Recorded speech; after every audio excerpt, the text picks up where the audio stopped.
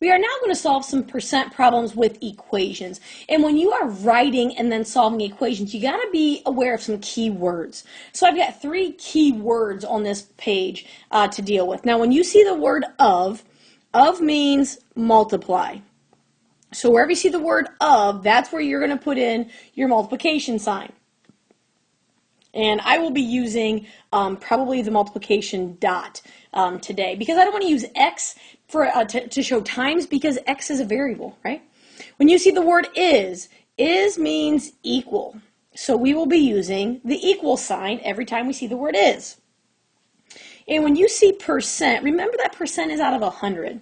And if we put a number, let's just go 30%. 30 over 100 is the same as 0.3. So the key with percent is that you have to change to a decimal.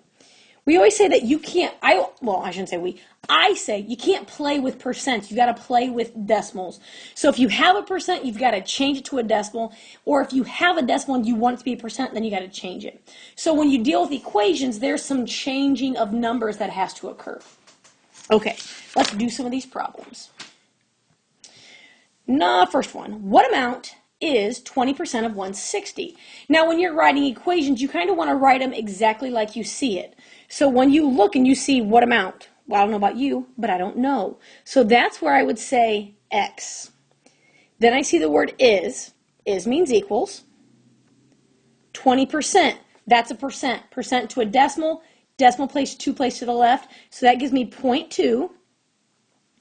Then I have of 160, so that means times 160.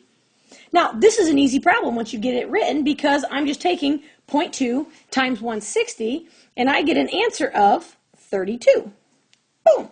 And you might say, Becky, these are easier with equations. Some of them are, but when you get to story problems, I personally think story problems are easier as proportions.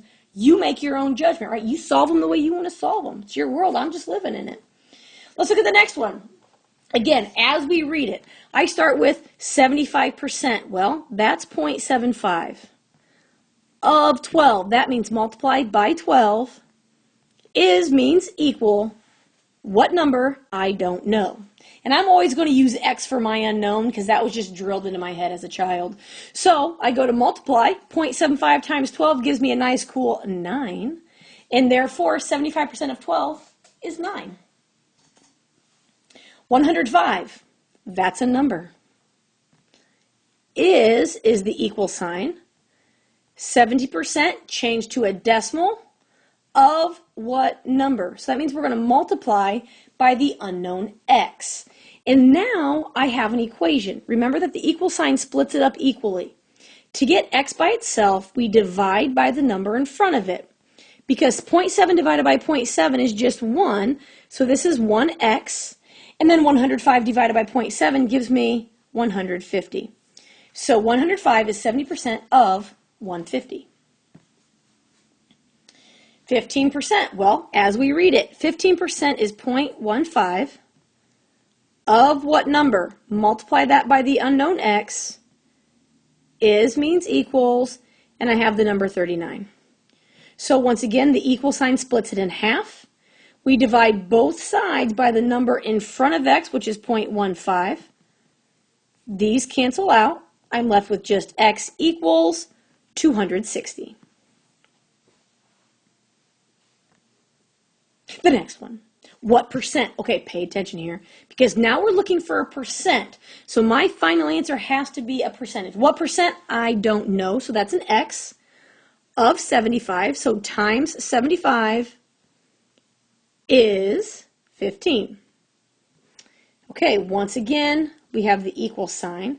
I'm going to divide both sides by 75 because that reduces these pieces, and x equals 0.2. Well, 0.2 is not a percent. 0.2 is a decimal. So remember, to change a decimal to a percent, I multiply by 100, and x is really 20%. So remember, if you've already done proportions, when you deal with proportions and percents, you don't have to do any changing. It is what it is what it is. With equations, you do have to change back and forth with decimals and percents. In the next one, 250 is What percent? I do not know. Times 50. So I divide both sides by the number with x, and this is x equals 5. Well, that's a number. We have to then change it to a percent, multiply it by 100, and x equals 500%. And you might be thinking, we can't have a percent over 100. Well, yeah, you can, right? 100%, it means all. If you have more than 100%, then you have more than all. It happens like extra credit on a test, right? All right, let's do a couple more of these. 15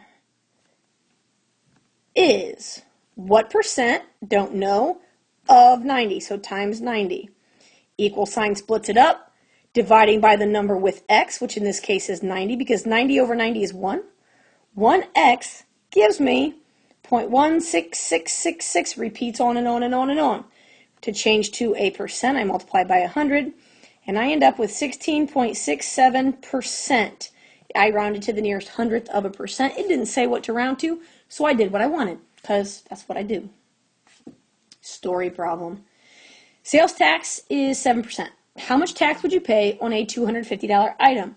So we got to think about, in terms of wording, 7% of 250 is what? Because really, you almost have to think through it in terms of the words they give you. These problems, I think, are easier to set up in proportions, but we're gonna suffer through some equations here, you know what I'm saying? If I got to suffer, you got to suffer. So 7% of the 250 is what you're going to pay in taxes. So 7% is 0.07. Of 250, we're going to multiply by 250, is what? So when I multiply these two numbers, I end up with $17.50. You'll notice that I used a dollar sign and I rounded to 2 decimal places because it's money. So you want to make sure that if you're dealing with money, you round accordingly. Let's do one more. According to the American Red Cross, 7% of the population has blood type O negative. If there are about 500,000 people in Indiana who have blood type O negative, estimate the population of Indiana.